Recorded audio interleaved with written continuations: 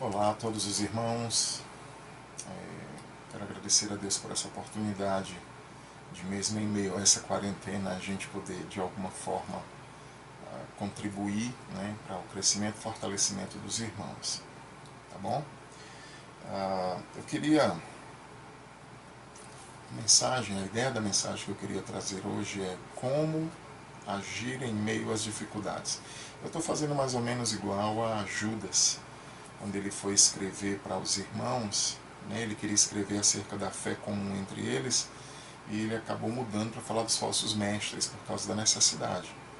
Então, eu estou trabalhando o livro de Colossenses, mas a gente, por causa dessa situação, eu vejo que há necessidade de trabalhar outro assunto, especificamente esse, né? Então, como agir em meio às dificuldades, em meio ao caos, o que Deus foi revelando para o seu povo, forma de agir, e como o povo de Deus foi, através da experiência, aprendendo e passando e registrando para nós, para que a gente possa fazer o mesmo, né? Então, o tema dessa mensagem é ações bíblicas em meio às adversidades. Como agir de forma bíblica, como pensar de forma bíblica em meio às adversidades. E aí eu vou pegar aqui três passagens bíblicas, três personagens, e vamos tirar algumas lições. O primeiro personagem, a primeira situação é com Abacuque, né? Queria convidar você a abrir a sua Bíblia no livro de Abacuque. Você pode abrir aí, eu vou esperar um pouquinho. Abacuque, capítulo 1. Então você tem aí Oséias, Joel, Amós, Obadias, Jonas, Miqueias, Naum, Abacuque. Nós vamos fazer uma oração, acredito que vocês já abriram, nós vamos fazer uma oração ao Senhor nosso Deus. Pai querido, nesse momento queremos dar toda a honra e glória ao Teu nome. Sabemos que Tu és o Deus que controla todas as coisas, inclusive essa situação.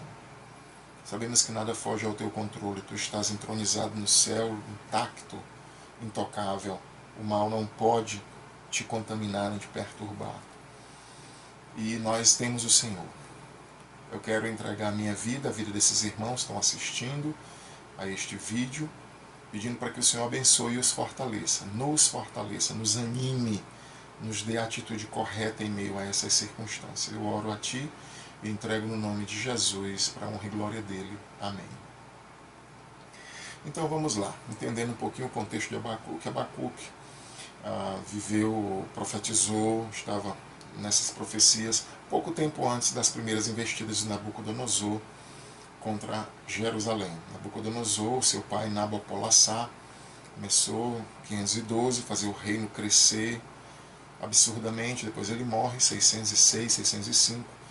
Nabucodonosor, em 605, invade Jerusalém, faz com que o reino da Babilônia cresça mais ainda, e ele dá três investidas, 605, 597. 605 ele leva Daniel, Azarias, Misael, Ananias e mais os nobres, e depois em 597 ele leva Ezequiel, o profeta, e mais milhares de pessoas, e depois numa última investida, em 586, ele destrói o templo, destrói os muros, destrói as casas, acaba com tudo, deixa só os pobres mesmo, mais pobres da terra, e levam a última leva de pessoas.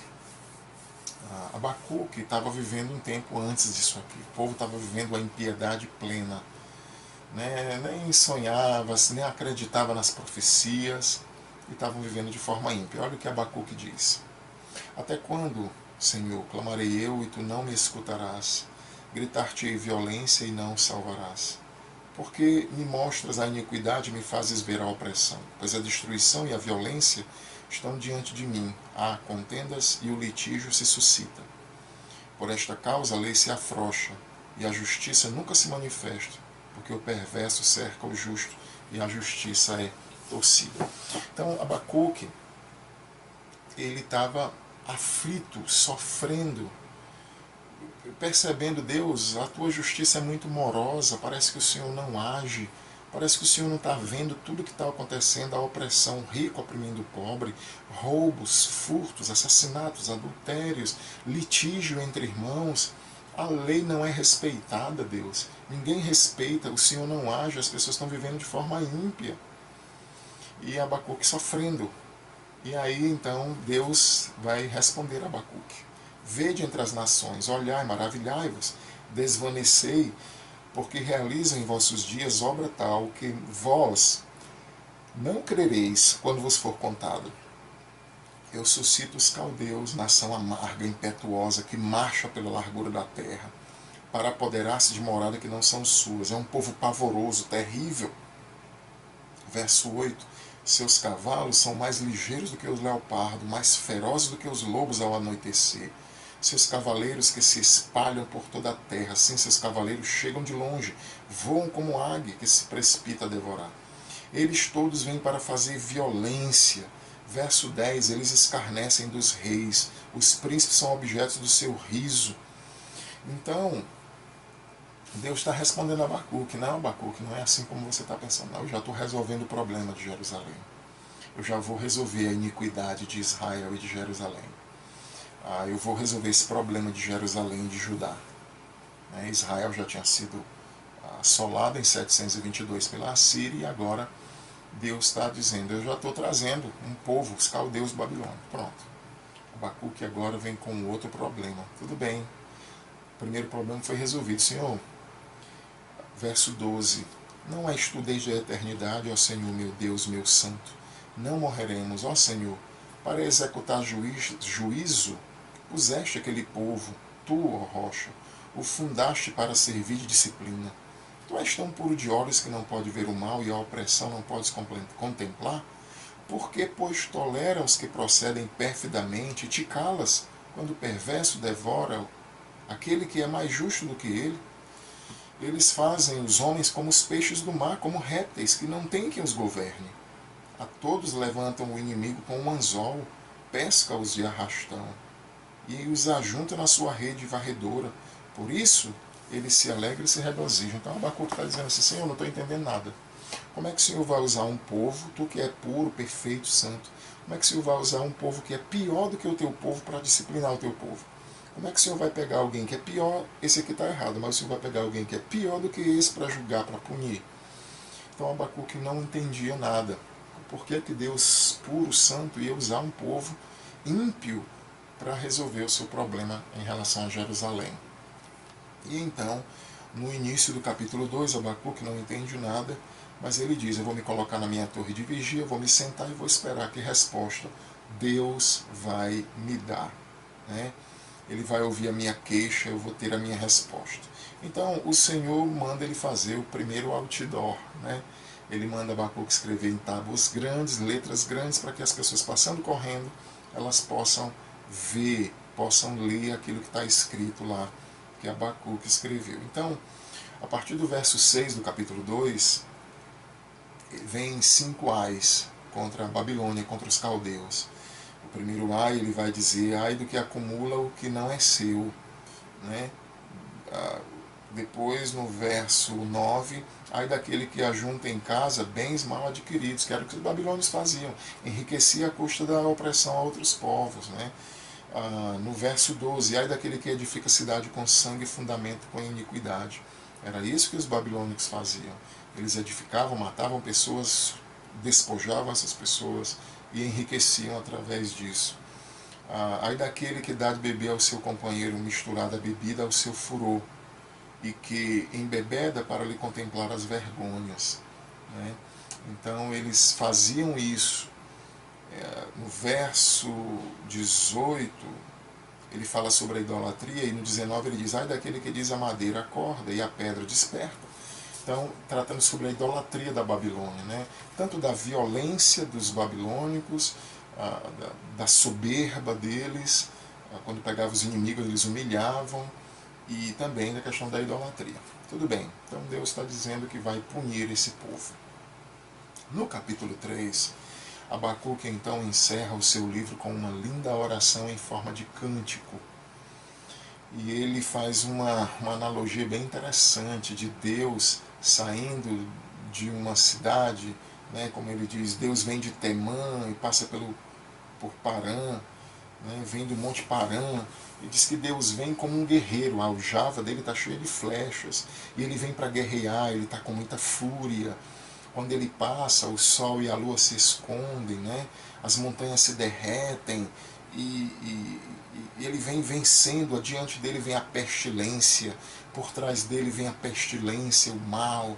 Então é um guerreiro que está saindo, e é o nosso Deus, ele está do nosso lado, né? E aí quando chega no verso 9, tiras a descoberta o teu arco e farta está a tua aljava de flechas. Então esse guerreiro tá, o armamento dele tá, não falta balas, né? Não falta munição. Diz que os montes se contorcem quando vêm, as correntes das águas param, né? O sol para, e na indignação ele vem marchando com ira, né? Calcando os pés às nações. Quando chega no verso 15,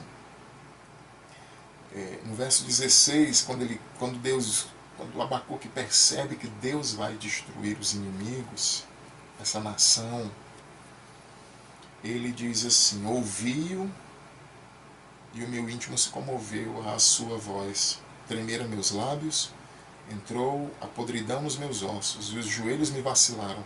Pois em silêncio devo esperar o dia da angústia que virá contra o povo que nos acomete. Então ele está dizendo assim: vai acontecer, Deus vai vingar o seu povo, Deus vai punir o seu povo. Vai punir aqueles que estão punindo o seu povo. E aí então o verso 17, cântico muito conhecido, acho que essa frase, na verdade isso aqui tudo é um cântico, uma oração em forma de cântico, uma adoração em forma de cântico.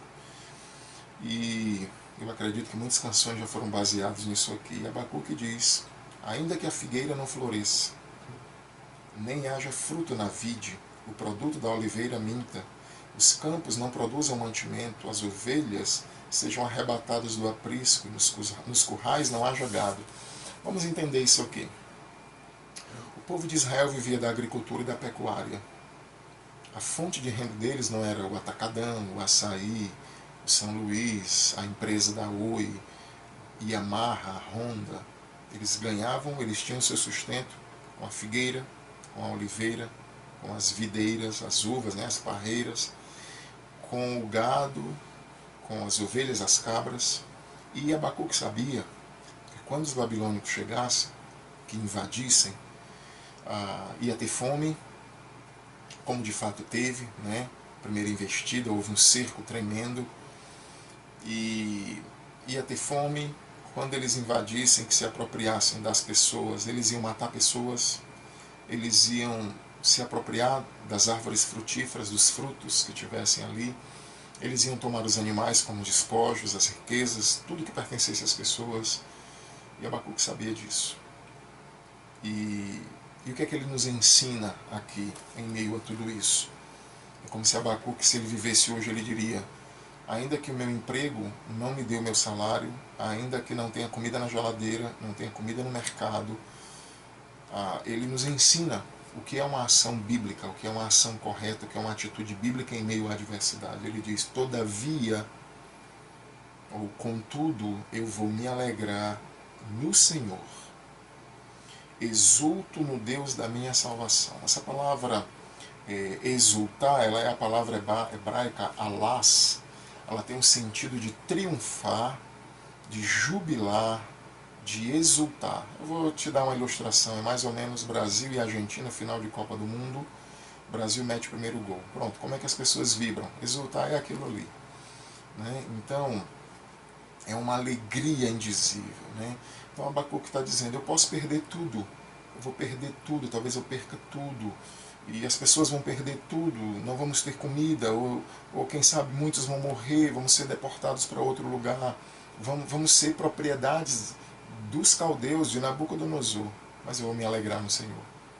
Quantos motivos nós temos para nos alegrar em Deus? Deus é tudo, né? Ele nos proporcionou a nossa salvação, nos criou, proporcionou um meio para a gente estar com Ele toda a eternidade. Ele é a fonte da vida, a fonte de toda satisfação plena. Então Ele é a verdadeira motivação para nós. É o motivo de estarmos alegres, mesmo que a gente perca tudo, mesmo que a gente perdesse tudo, nós estamos longe disso. A gente está em quarentena, pelo que todo mundo me falou, todo mundo tem comida, não está faltando água, nem luz, nem comida no comércio.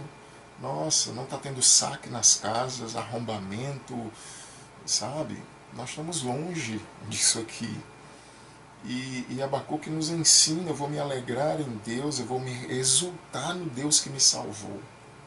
Essa deve ser a nossa atitude. Aqui não tem desespero.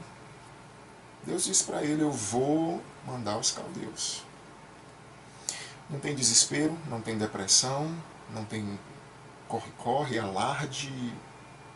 Não, tem uma atitude, eu vou me alegrar no Senhor.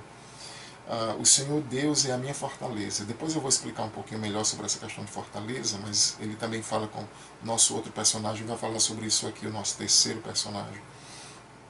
Ele faz os meus pés como da costa e me faz andar altaneiramente. Então, Abacuque, ele tem uma atitude linda, de louvor em meio à adversidade. A gente precisa fazer isso. Jó fez isso. Para mim, louvar a Deus quando tem dinheiro, quando tem saúde, quando está tudo bem na vida, é claro que Deus aceita, aceita. Coração sincero, Ele recebe nossa adoração. Mas para mim, um louvor muito eficaz é quando você perde tudo. É quando você tem perdas e você consegue dizer para Deus, eu te louvo, eu te amo, e o Senhor é o bem mais importante para mim. E Abacuque nos ensina isso. Uma ação bíblica de se alegrar em Deus em meio às adversidades, em meio às perdas, de ver em Deus como objeto de alegria, como centro da nossa plena satisfação, como aquele que nos realiza, que nos satisfaz plenamente. Que atitude linda! Eu vou me alegrar em Deus. Eu tenho Deus. Eu posso perder as ovelhas, o gado, as frutas, a comida, o sustento, mas eu tenho Deus. Que atitude mais linda é essa? Que aprendizado a gente pode ter com esse homem, né? Passando então para o nosso segundo personagem, eu quero te convidar a abrir a tua Bíblia em Lamentações, né? Aí você tem Isaías, Jeremias, Lamentações, Ezequiel. Abre lá. Então, em Lamentações. Enquanto você vai abrindo, o título desse livro, Lamentações, ele vem do termo... houve uma tradução chamada Septuaginta, eu já expliquei isso inúmeras vezes, né, mas sempre tem gente nova na igreja que precisa ouvir. A Septuaginta tem esse nome por causa de 70 judeus em Alexandria, no Egito, que fizeram a tradução da Bíblia da língua hebraica para a língua grega. Então, eles colocaram um título, um vocábulo inicial, e que era Zrenoi. E a ideia dessa palavra era cânticos fúnebres, ou lamentações, ou cânticos tristes. Mas na Bíblia hebraica era intitulado Eidjar, que significa que. Geralmente na Bíblia hebraica eles colocavam a primeira frase do livro como sendo o título do livro, né? Então você já sabia. Se fosse, por exemplo, em português, Gênesis 1:1 seria no princípio. Então, o título daquele livro seria Gênesis, seria no princípio. Então, mas havia uma tradução também, um título mais antigo em hebraico também, que era o Knot, que também significava a mesma coisa do Zrenoi, que significa cantos e lamentações que eram cantadas por um lamento de alguém que morreu, ou que tivera morrido, ou que morrera, né? No hebraico também não tem nenhuma indicação de que foi Jeremias que escreveu. Na verdade, quando foi feita essa tradução, né, colocou uma referência ao profeta Jeremias, né, e diz que ele estava lá quando Israel foi levado cativo, ele sentou chorando e ficou lamentando por Jerusalém. Então isso depois, quando houve a tradução de Jerônimo, né, para a língua latina, já foi também essa tradução de que tinha sido Jeremias, e também para as outras traduções. Então, a lamentação de Jeremias. O motivo do livro, então, é bem simples, né, de acordo com o contexto.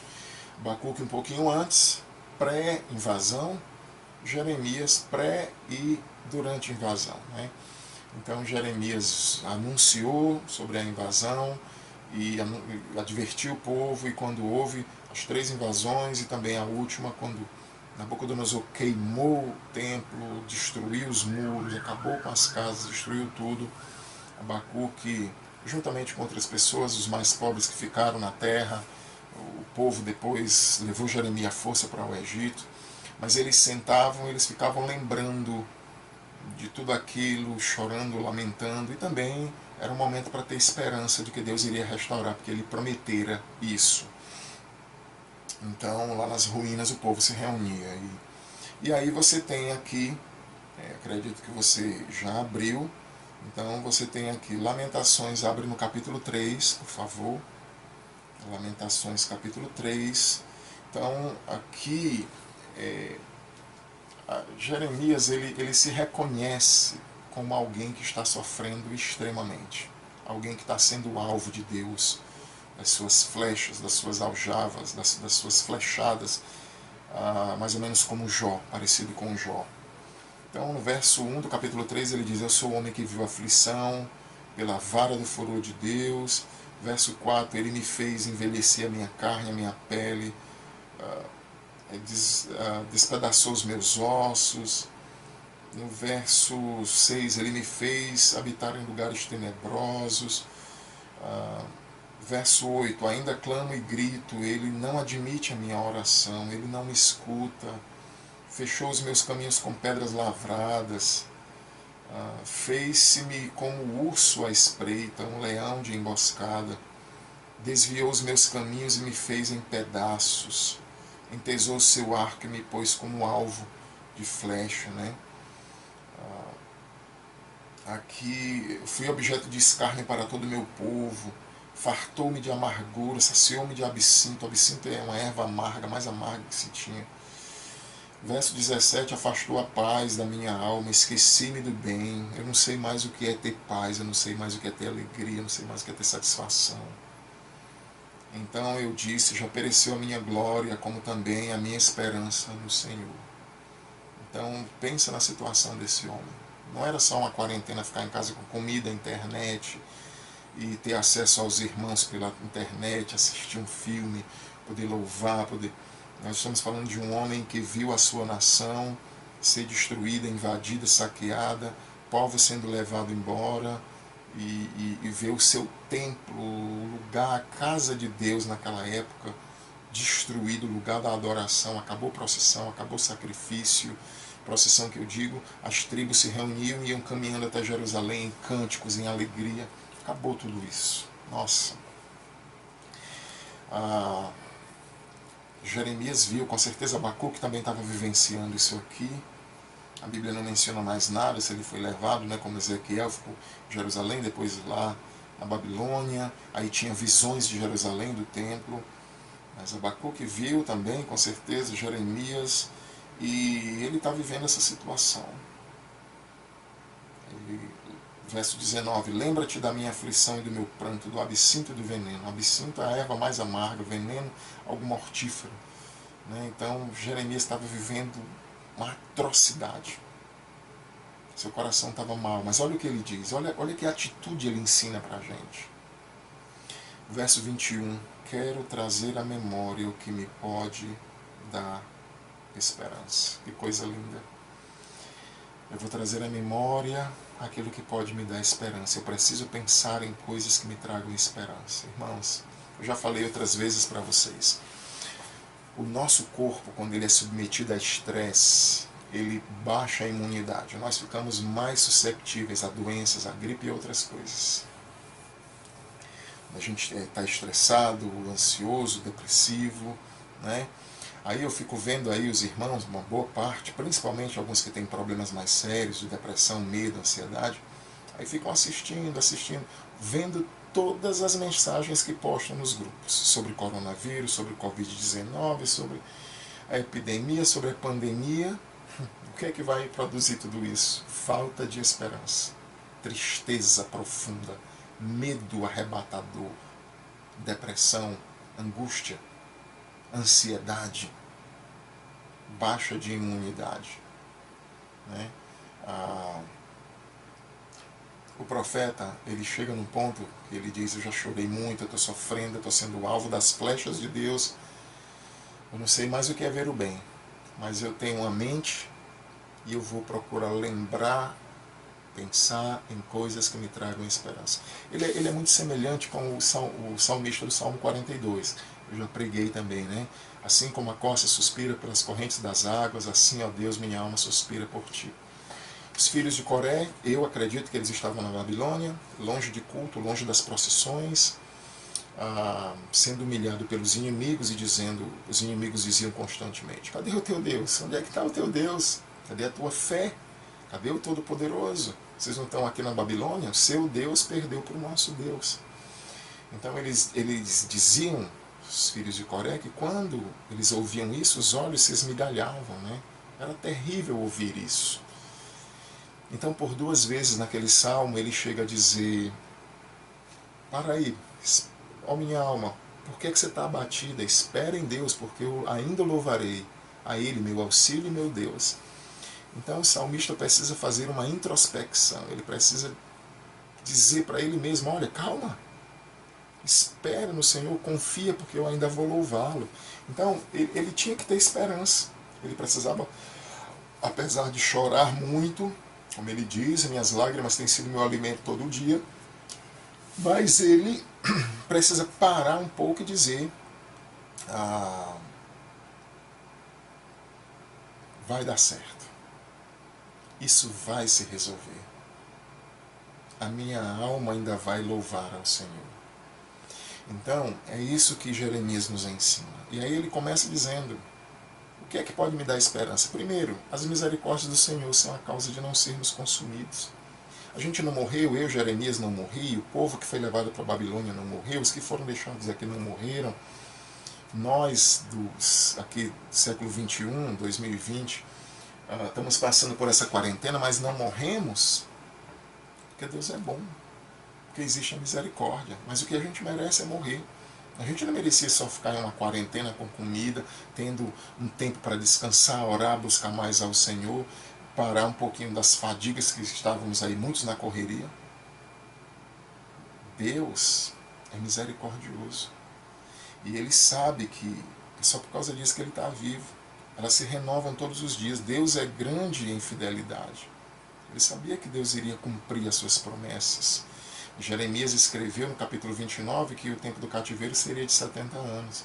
Daniel, quando está lendo a sua Bíblia, quase 70 anos depois, descobre que o tempo do cativeiro era 70 anos, né? E que estava quase chegando no final. Ele ora, jejum e vai buscar o direcionamento de Deus.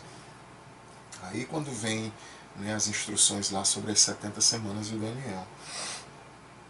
Então aí ele diz: a minha porção é o Senhor, diz a minha alma, eu vou esperar nele. Olha a atitude: eu vou pensar naquilo que me dá esperança, eu vou trazer à memória aquilo que pode me trazer esperança. Aqui a gente poderia pensar em quem eu sou aqui nesse mundo em Cristo, quem eu vou ser na eternidade, onde é que eu vou morar, quais são as promessas bíblicas. Isso é que traz esperança ao nosso coração, né? Daqui a pouco tempo a gente não vai estar mais nem aqui. Então, a minha porção é o Senhor. É interessante essa questão de arrimo. No Salmo 16, o salmista vai dizer que Deus é a porção, a herança, o arrimo da sorte, né? Aquela parte da terra que cai. O povo de Israel sabia muito que era isso, muita divisão de terra.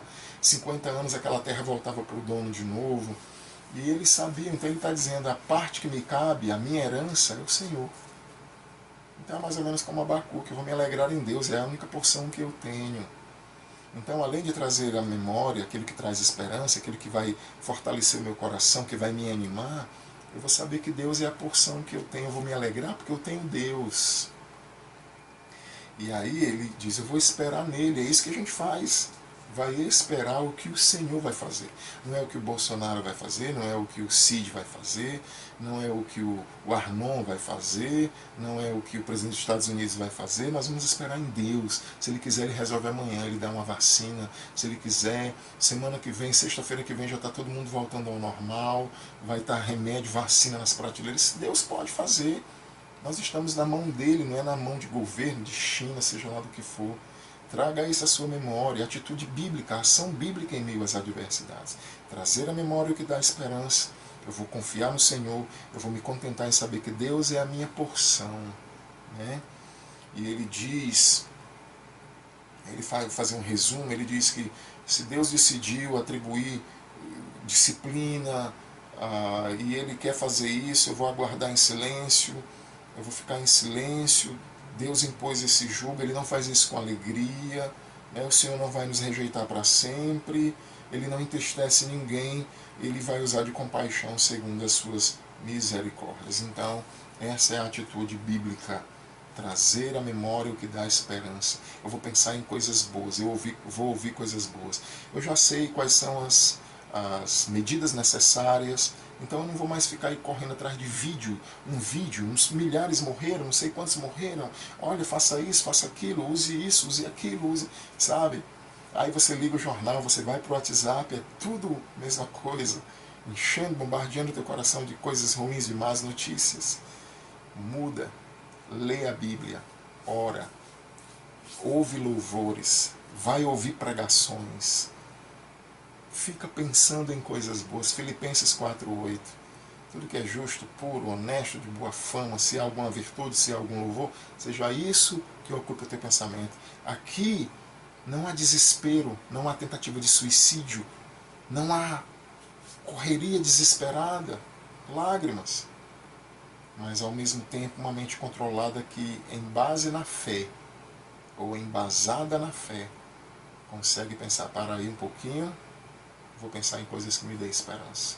Deus é a minha porção, Ele é misericordioso, eu vou esperar nele, Ele é fiel. Que coisa maravilhosa, que atitude maravilhosa, não é? Então, nós vamos para nosso terceiro exemplo, nossa terceira passagem, que é o Salmo 46. Quero te convidar, então, a abrir a tua Bíblia no Salmo 46. Então, nós temos aqui uma trilogia de louvor, Salmo 46, 47, 48, que exalta a supremacia de Deus no presente e no futuro, né? Esses salmos, ele tem são também dos filhos de Coré, como 42, né, como eu já mencionei, e ele tem uma palavra, cânticos sobre Alamote. A ideia aqui é cânticos de soprano, né, daquelas línguas das vozes lá. O soprano é a voz base, a mais fina, e a voz mais básica. Você tem o soprano, tem o contralto, o tenor e o baixo. Então, seria essa voz base, né? Alguns citam que esse salmo foi o que inspirou Lutero a escrever Castelo Forte, né? Ele se refugiou em um castelo, escreveu esse hino, e muitos dizem que esse salmo também fez parte da base para esse cântico, né, do Salmo 46 e o cântico Castelo Forte de Martinho Lutero. O que é que a gente encontra então nesse salmo? O salmo diz o seguinte, Salmo 46. Em primeiro lugar, a gente vai aprender aqui sobre a presença de Deus. Então ele diz, Deus é nosso refúgio e fortaleza, socorro bem presente nas tribulações. Então, o Salmo 46 é um salmo lindo, né? Ele vai falar acerca da presença de Deus. Então, ele tem duas expressões aqui, refúgio e fortaleza. Fortaleza, como a gente já viu lá em Abacuque, né? Eu vou me alegrar em Deus, exultar no Deus da minha salvação. Deus é a minha fortaleza, e eu disse que ia mencionar um pouco depois sobre ele. Então, a fortaleza é aquele lugar fortificado, onde tem muros altos, imponentes, e que quando os inimigos iam atacar, ou por mar ou por terra, todo mundo entrava, o pessoal da agricultura e tal, entrava todo mundo, fechava os portões e ali ficava protegido diante de muralhas altas, muros largos, né? Então, a ideia de fortaleza. O nome da nossa capital vem exatamente disso. Lá tem o forte, eu acho que não sei se é Nossa Senhora Assunção ou Conceição, mas lá tem um forte lá de frente para o mar, ainda tem os canhões lá e tudo. Então, Deus é colocado como esse que é fortaleza, que protege, que nele nós estamos protegidos. Impressionante, né? Deus levou o povo para a Babilônia, o povo que obedeceu, porque em primeira instância Deus disse, se rendam ao rei da Babilônia e vão com ele, e eu vou trazer vocês de volta. Né? E algumas pessoas disseram, não, nós vamos ficar. Né? E Deus levou aquele povo, protegeu, eles foram trazidos de volta, Deus os sustentou, e né, a gente viu a proteção de Deus. Então ele usa também a expressão de refúgio. Às vezes a pessoa está andando nos matos e de repente vem chuva, baixa temperatura, encontra ali uma gruta, uma caverna, e aquele lugar serve para proteger da chuva, do frio, e aquele lugar se torna proteção. Então é essa ideia. Deus, ele protege. Deus, ele nos protege, nos circunda, nos circula. Ele cuida de nós. E interessante que ele diz, socorro bem presente nas tribulações.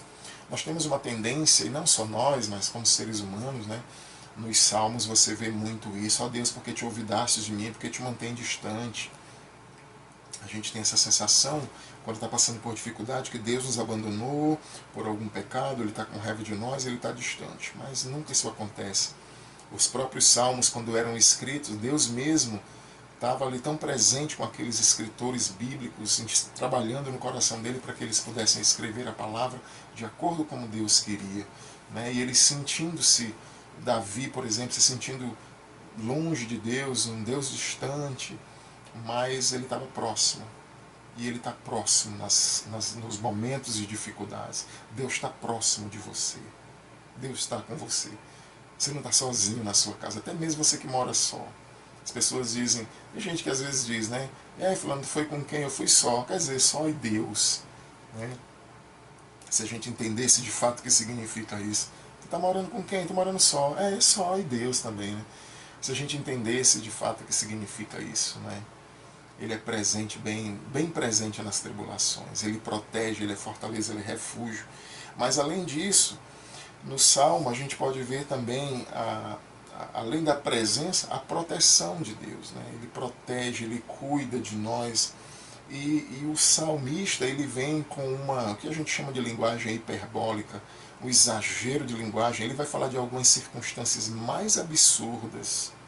E que atitude deve ter em meio a elas? Ele diz no verso 2, portanto, não temeremos. E aí ele começa a dizer, então a nossa atitude, se Deus ele está presente, ele é fortaleza, ele é refúgio, eu vou temer o quê?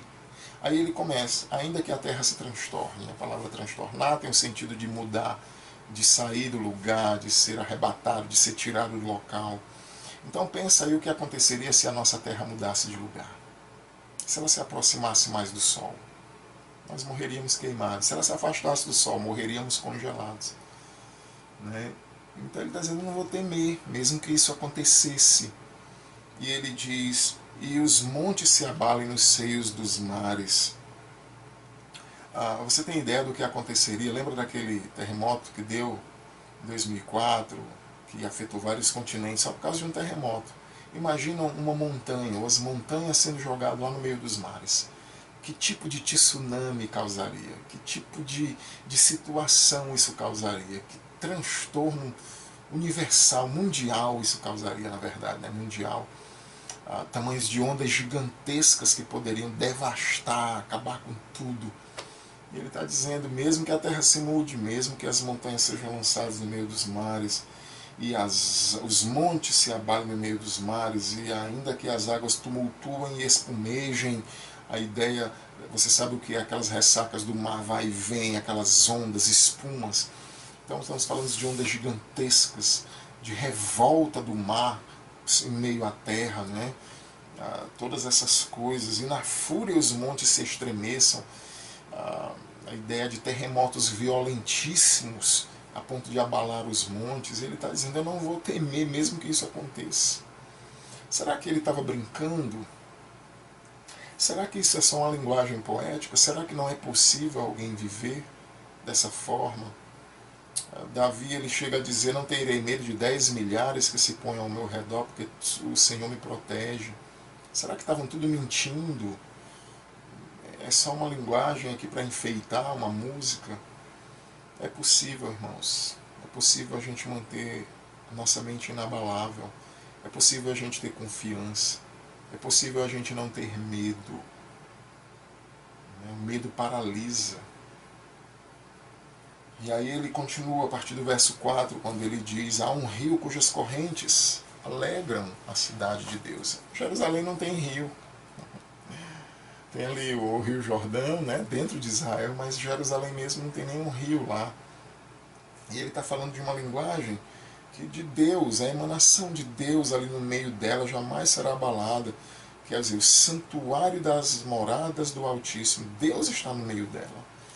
Então, o salmista está dizendo que a atuação de Deus, Deus está presente, né, em meio ao seu povo, ela jamais será abalada. Deus a ajudará desde a antemanhã, cedinho Deus vai ajudar. Né? Então, Deus ele é esse socorro. Não adianta ter medo, porque Deus cuida de nós. E aí ele diz: bramam as nações, reinos se abalam, ele faz ouvir a sua voz e a terra se dissolve. Deus usa um vírus microscópico. A gente poderia, se visse, matar, talvez, sabe? Mas é tão pequeno. O que é o poder de Deus? O que falaríamos do poder de Deus aqui quando ele diz: as nações bramam, reinos são abalados, a terra se dissolve, o Senhor dos exércitos está conosco, Deus de Jacó é nosso refúgio. Então, é interessante no Salmo 2, quando diz que as nações se reúnem, elas estão cansadas, para elas, a autoridade de Deus sobre elas é um jugo, elas querem se libertar disso, e se reúnem para poder se revoltar e brigar. E o Salmo 2 diz, né, que Deus lá no céu se ri dessa situação, e depois ele diz que ele vai destruir os inimigos todos. Né? Então aqui no verso 7 ele diz: o Senhor dos exércitos está conosco, Deus de Jacó é o nosso refúgio. Então, nós temos aqui essa expressão novamente: o Senhor dos exércitos, o Adonai Tsevaot, né, o Senhor de batalha, ele está do nosso lado. Aquele lá que Abacuque viu vindo, violento, cheio de ira, cheio de munição, tudo com medo dele, peste na frente, peste atrás, e ele está vindo, ele está do nosso lado, e ele está conosco, Deus de Jacó, aquele Deus que ama Israel, ele está conosco. Vinde, contemplai as obras do Senhor, que assolações efetuou na terra. Ele põe termo à guerra até os confins do mundo, quebra o arco, despedaça a lança, queima os carros no fogo. Então o salmista aqui ele faz um convite: vinde, contemplai as obras do Senhor. É a mesma coisa, né? Traz a memória que traz à tua memória aquilo que pode trazer para você esperança. A ideia aqui é: contemplem as obras, olhe o que o Senhor tem feito. Veja, por exemplo, as páginas do Antigo Testamento, a abertura do mar, impediu do Egito destruir Israel, Elias que não passou fome, os profetas de Baal destruídos, envergonhados porque Deus mostrou que ele era o único Deus. Balaque chamou Balaão para amaldiçoar o povo, Balaão abençoa o povo, né? Quantas maravilhas Deus tem feito.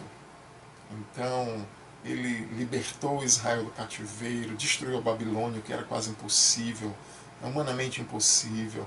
Então ele está dizendo: contemple as obras do Senhor. Quando ele quer, ele traz a guerra. Quando ele quer, ele para a guerra, ele faz cessar a guerra. O homem não controla nada. Quando ele quiser, ele vai fazer essa pandemia parar. Se ele quiser, não vai parar. Ele é Deus, ele é sobre todos. E nós precisamos nos regozijar nisso, porque ele é o nosso Deus. Ele está do nosso lado. E aqui no verso 10 vem uma frase bem interessante: aquietai-vos e sabei que eu sou Deus. Irmãos, tem momentos que a gente não tem o que fazer. Esse é um deles. Ele está dizendo: fique quieto. Fique quieto não no sentido de deite numa rede e pronto, espere. Você pode se aquietar das correrias. As pessoas estão tão acostumadas a correr que tem dificuldade de parar. Tem dificuldade de ter um descanso. A mente, como Augusto Cury diz, a mente tão desenfreada, pensamento acelerado, que as pessoas têm dificuldade de parar um pouco. Talvez Deus esteja dando um descanso, Deus esteja dando um tempo para a família. Ninguém tem tempo para a família, ninguém tem tempo para descansar. Todo mundo numa correria desenfreada, ninguém tem tempo para lazer. Deus está dando um tempo para nós. A gente deve aproveitar da melhor forma possível. Aproveitar com a família, aproveitar em oração, aproveitar em leitura, encher nossa mente da palavra, ter um tempo de lazer, sim, descontração, descansar, sim, também. Né? Mas esse é o momento da gente ficar quieto. Deus quer mostrar que Ele é soberano. Irmãos, um Deus que sustenta você quando você tem emprego, salário, dinheiro guardado no banco, saúde, comida no comércio, você tem dinheiro para comprar, está dando tudo certo. Até eu posso ser Deus assim. Né? Qualquer um pode ser Deus. Dá quando você já tem. O nosso Deus, ele é diferente. Ele nos dá força para trabalhar, ele nos dá a condição de comer, de comprar, de usufruir das coisas. E mesmo quando essas não tiverem, ele também faz. Entenda isso, creia nisso, coloque isso no seu coração. 2 milhões de pessoas saíram do Egito, foram para o meio de um deserto. Como é que alimenta 2 milhões de pessoas? Ou mais, um pouco menos. Uma multidão. Moisés chegou até a dizer, eu, porventura, na segunda vez que ele era para falar a rocha, ele bateu na rocha. Eu, porventura, eu tenho como dar água para vocês beberem? E Deus disse, você não vai entrar na terra porque você não me santificou diante do povo. Deus deu de comer quando não tinha. Deus deu de beber quando não tinha uma cacimba, uma geladeira. Deus pode nos sustentar com salário, sem salário, com fundo de garantia, com seguro-desemprego, sem. Ele pode nos sustentar. Se ele quiser, ele pode fazer que uma vacina seja descoberta amanhã. Ele pode resolver todas essas coisas. Se ele quiser, ele pode prolongar isso. Ele tem o tempo dele. Fique quieto e saiba que Deus é Deus. É por isso que ele é Deus, ele é soberano. Ele age quando a gente não entende, quando a gente não espera, quando a gente não sabe, quando a gente não compreende. Ele é Deus. Aquietai-vos. Sabei que eu sou Deus. Sou exaltado entre as nações, sou exaltado na terra. Ele está mostrando. Cadê o carnaval? Cadê a festa junina? Cadê o Natalzinho pagão? Cadê a Páscoazinha de chocolate e ovo? Festa pagã? Festa pagã que eu digo a comemoração pagã. Nós comemoramos o Natal, a Páscoa, sim. Comemoramos louvando e colocando Cristo no centro. Nesse sentido que eu falo. Cadê o carnavalzinho das pessoas? Cadê o forrozinho? Cadê a Disney? Cadê o Beach Park? Né? Deus está sendo exaltado em meio às nações. Então ele está sendo exaltado na terra. E ele encerra esse salmo dizendo, o Senhor dos Exércitos está conosco, Deus de Jacó é o nosso refúgio. Esse guerreiro valente, com a aljava cheia de flechas, a sua arma cheia de munição está do nosso lado, ele é o nosso Deus, ele é presente. Então, meus queridos, aqui em meio às mais diversas atrocidades que poderiam acontecer, a terra se mudando de lugar, montanhas sendo jogadas no mar, montanhas se dissolvendo de terremotos violentos, mar rugindo, não é para temer, não temeremos. Deus está do nosso lado, Deus é o nosso refúgio, Deus de Jacó, fique quieto, veja ele ser engrandecido. Então, meus queridos, eu queria encerrar essa mensagem trazendo uma recapitulação e algumas aplicações. A gente aprendeu a ter atitudes bíblicas, ações bíblicas em meio às adversidades. A gente viu o primeiro exemplo, Abacuque, quando ele sabia que a Babilônia iria vir disciplinar o seu povo, ele sabendo que iria perder tudo, que iria ser despojado, que iria mudar toda a rotina, os bens, comida, tudo isso, levado para um país distante, ele ensina para nós a exultar, a alegrar-se em Deus. Ele ensina que Deus é fortaleza. E essa deve ser a nossa atitude, saber que Deus é a porção que nós temos. Alegria em Deus, alegria pelas promessas de Deus, alegria por quem nós somos em Deus. Jeremias, pouco tempo depois, quando vivenciou, claro que Abacuque também vivenciou, mas o seu período profético foi menor, ele não escreveu durante, Jeremias sim, escreveu antes, durante e depois da invasão. Abacuque nos ensina que quando tiver adversidades, situações extremas, difíceis, o que nós não estamos passando ainda, a nossa atitude deve ser trazer à memória o que dá esperança. Colocar na nossa cabeça coisas aqui, terrenas, pensar isso aqui vai passar, vai melhorar, vai chegar lá na frente, a gente vai olhar para trás, vai agradecer, tudo isso vai ter coisas boas, pode ter certeza, pessoas vão se converter, nossos familiares vão ficar temerosos, e eu vou trazer à memória o que me dá esperança. A outra atitude de Jeremias, Deus é a minha porção. A única coisa que eu tenho é Deus de fato. É Deus. Eu vou esperar nele, esperar em Deus, confiar na sua misericórdia, né? Reconhecer que a gente não merece nem estar vivo. A gente merecia muito pior do que o que estamos vivendo. Então a atitude de Jeremias é essa. E a atitude do salmista no Salmo 42 é: não vou ter medo, por mais adversas que estejam, eu vou confiar no Senhor. Não terei medo, mesmo que hajam as situações mais adversas. Deus é um guerreiro que está do meu lado. Ele é o Deus que protegeu Jacó, que protegeu a nação de Israel. É o Deus que me protege, que me guarda. Eu vou ficar quieto e eu vou ver Deus agindo. Então, meus irmãos, esse é o resumo da mensagem. Eu queria trazer algumas aplicações. Com isso, eu não estou dizendo que a gente não precisa se precaver. Eu vou sair aí na rua, não preciso ter medo, eu vou aí tá. Não, isso é irresponsabilidade. Eu não estou falando disso. O propósito dessa mensagem é que você tenha uma atitude correta mental. Você não precisa estar desesperado, medo, depressivo, angustiado, ansioso, não é? Mas nós precisamos nos precaver, sim, né? Sem medo, sem pânico. Fazer isso, sair por aí todo tempo sem necessidade, porque não tenho medo, isso se chama irresponsabilidade. Deus nos deu sabedoria. Então, seja responsável, haja da forma que tem que agir. Saiu, voltou, lava as mãos, se ajeita, se higieniza, mas não precisa ter medo, ter pânico, ok? Entende bem isso. Evite, você que tem problema de depressão, ansiedade, medo excessivo, angústia, né? Evite ficar vendo notícias. Você não já sabe o que é necessário para a higienização, não já sabe em que nível está. Então, pessoal, escute notícias. Se sair a notícia sobre uma vacina nova, um medicamento novo, se a quarentena acabar, a vida voltando ao normal, coisas desse tipo, né? Tem gente que fica assistindo o programa 190, barra pesada, não sei o que e tal, e fica com medo de sair na rua. Então, se você tem esse problema, tem palpitação, tem ansiedade, fica com medo, não veja. Não veja. Meu conselho para você é um bombardeio de informação. É jornal nacional, jornal local, é jornal de todos os jornais, é jornal em papel, em celular, o WhatsApp, meu Deus, todo grupo, é milhões de informações. Evite. Você não precisa disso. Isso enche o seu coração de medo, de desespero. Ninguém suporta uma coisa dessa, né?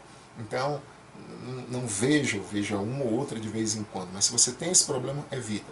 Leia a Bíblia, bote louvores, cante louvores, escute pregação, procure pregações, cuidado com todo tipo de pregação que tem aí. Escute pregações do John Piper, escute pregações do Hernandes Dias Lopes, escute pregações do John Piper, geralmente é legendado ou traduzido. Hernandes Dias Lopes, Augustus Nicodemos, tem muita pregação minha aí na internet, bota Pastor Velk, WELLCK, tem várias pregações no YouTube. Eu vou pedir ao Pastor Mose também para trazer pregação, Rondinelli depois. Tem pregações do Pastor Marcos Perim. Tem várias pregações que você pode ser edificado. Pensa em coisas boas. Para de ficar enchendo a tua mente com esse bombardeio de informações que faz um mal terrível. Finanças. Talvez você esteja pensando, meu Deus, e agora? Vai ficar difícil, como é que vai ser? Não vai parar tudo. E se você e o outro irmão estão passando por dificuldade, vai afetar a mim, vai afetar o pastor Moço, o pastor Rondinelli, Alisson, vai afetar todos. Então, nós somos sustentados com os dízimos e as ofertas de vocês. Então vai mexer com todo mundo, mas não é só com você, vai mexer com gente de São Paulo, do mundo todo. E todo mundo vai ter que ter paciência para se reorganizar. Não se desespere em relação a isso, meu irmão. E se faltar, e se piorar, e se faltar comida, e se faltar, vamos morrer de fome todo mundo. Mas a gente morre na esperança da vida eterna. É um pulo. Fechou os olhos aqui, está com o Senhor. Mas isso não vai acontecer não. Eu estou só dizendo aqui, a gente precisa parar desse desespero de medo de morrer. Quando o Senhor Jesus escreveu a carta para Esmirna, mandou João escrever, ele disse para eles, olha, vocês vão ter uma tribulação de 10 dias. eu tenho poder para proteger vocês, eu poderia livrar vocês do sofrimento e da morte, mas eu não vou fazer. Sejam fiéis até a morte. Se for preciso morrer pelo meu nome, eu posso livrar vocês, mas eu não vou livrar. Morram por mim. Eu vou dar a coroa da vida para vocês, a vida eterna. Olha que coisa interessante. Jesus está dizendo para ele, não tenho medo de morrer não. Essa morte aí, vocês vão sair desse mundo e vão vir para o mundo real. Vão estar presente comigo. Coisa maravilhosa, né? Mas aí a gente está sem dinheiro, depois sem comida, e vamos morrer de fome, pronto. Sabe? Precisamos, ore a Deus, peça para que Ele tire esse desespero de medo de morrer. A gente não vai ficar buscando a morte, aí, eu tenho medo de morrer não, vou pegar o Covid-19. Não é isso. Você não precisa ter o desespero, o medo de morrer. Não é? Nós que temos Cristo, que temos a certeza da vida eterna. Paulo não tinha. Ele escreveu aos Filipenses e disse, eu estou em aperto, eu não sei o que eu escolho, eu estou com duas opções, morrer e ficar vivo. Eu quero morrer e estar com Cristo, que é infinitamente melhor. Mas por causa de vocês, eu prefiro permanecer na carne, por causa da obra, o serviço que eu tenho que fazer com vocês. Filipenses 1. Então muda, meu irmão. Não te preocupa com isso. Confia no Senhor. Tá bom? Nós temos uma esperança eterna. É maravilhoso isso. Esperança eterna. Que coisa maravilhosa. A gente sabe para onde vai. A gente tem promessas maravilhosas. Tudo que nós estamos passando aqui vai acabar. Vai fazer parte do passado. Cristo morreu na cruz pelos nossos pecados. Ele nos salvou. Nós fomos unidos a Ele pelo Espírito Santo. Nós somos um com Cristo. Já estamos assentados nas regiões celestiais em Cristo, por meio dessa união com Ele. Nós já fomos perdoados, lavados, redimidos, adotados. Ele fez tudo isso por nós. É certo que nós vamos habitar com Ele a eternidade. Nós temos esperança, meu irmão, esperança eterna. Que coisa maravilhosa. Nós não somos como o mundo, que nem tem Deus e nem esperança. Paulo diz isso em Efésios 2:11. Sem Cristo, sem Deus e sem esperança nesse mundo. Nós não somos essas pessoas. Nós temos uma viva esperança. Te regozija nisso, exulta nisso. Nós temos Cristo, nós temos Deus, nós não somos órfãos. Nós somos órfãos de mãe espiritual. Nós não temos uma mãe eterna. Nós temos um Pai eterno. E Ele é suficiente para suprir. Pai, mãe, tio, padrinho, seja lá o que for. Tá certo? E por último, eu queria encerrar com o Salmo 112, depois você pode ler. Quero te desafiar a ler todas essas passagens depois com paciência. Lê o livro de Jeremias, Lamentações, né? Lamentações, bem curtinho. Abacuque, bem curtinho também. Salmo 46, 47, 48, que eu mencionei. E o Salmo 112, que eu vou encerrar com ele aqui. Aleluia, bem-aventurado o homem que teme ao Senhor e se compraz nos seus mandamentos, na sua palavra. Aí no verso 7 diz assim, ele não se atemoriza de más notícias. Seu coração é firme e confiante no Senhor. Coisa linda. Seu coração bem firmado não teme, até ver cumprido nos seus adversários o seu desejo. Ele não teme. Seu coração é firme, não teme más notícias. Você sabe que esse povo aqui do Antigo Testamento, de repente, era notícia. Ei, os assírios estão vindo. Ei, o povo lá dos juízes, né? Os midianitas estão chegando, os filisteus estão chegando, os assírios estão invadindo, a Babilônia está invadindo, sempre eram más notícias. E o Salmo vai dizer aqui que a pessoa que teme a Deus, que se compraz os seus mandamentos, ela não vai se atemorizar de más notícias. O coração dela bem firmado não teme. Então que Deus te abençoe, meu irmão. Que Deus possa abençoar esse período, possa nos fortalecer, nos ensinar muitas coisas e que a gente possa aprender que Ele é Deus e Ele está sendo exaltado e vai ser exaltado. Que Deus te abençoe.